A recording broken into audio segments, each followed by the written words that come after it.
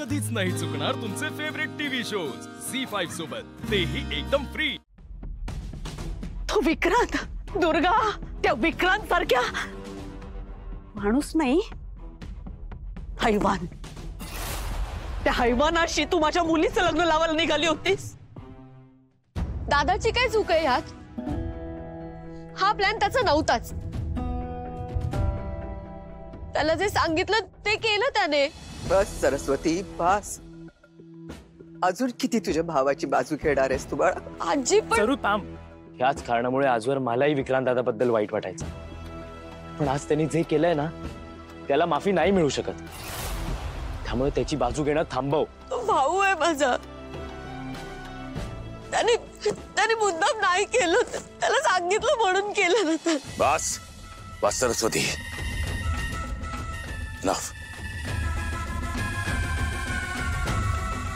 दुर्गा, दुर्गा, माझा तुझ्यावर विश्वास होता की माझ्या नंतर कोणी घर सांभाळेल तर ती तू असशील।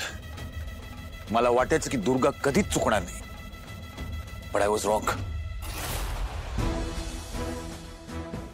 माझ्या समोर जी आज दुर्गा उभी आहे, असं वाटतंय की मी तिला ओळखतही नाही।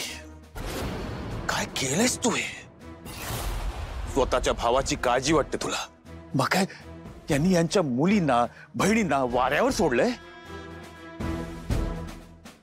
रेवती आणि यशचं लग्न मोडण्यासाठी तू या विक्रांतला बोल्यावर उभं केलंस।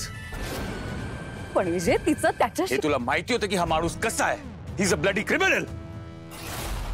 हे लग्न झालं असतं तर रेवतीचं आयुष्य बर्बाद झालं असतं दुर्गा। ह्याचा जराही विचार नाही केलास तू।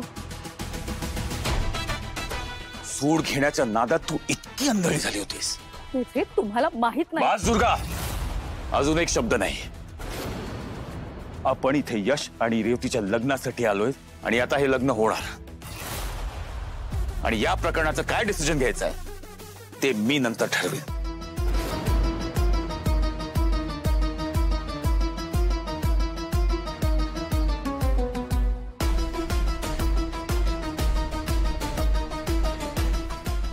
गुरुजी, लग्नाची तयारी करा। एजे आता सगळं सुरू होईल, पण तुम्ही प्लीज आधी डॉक्टरांकडे जाऊन या ना। मी जातो, पण तू इथे थांब। हो हो, मी थांबते। विश्वा दादा प्लीज। पण जे ती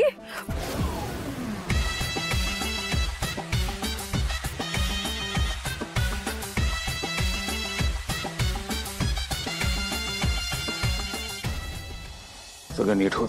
चल विश्वा, चला हे पाठ घ्या तिकडे। हो हो। चला नवरी मुलीला आणि नवऱ्या मुलाला वरती घेऊन या।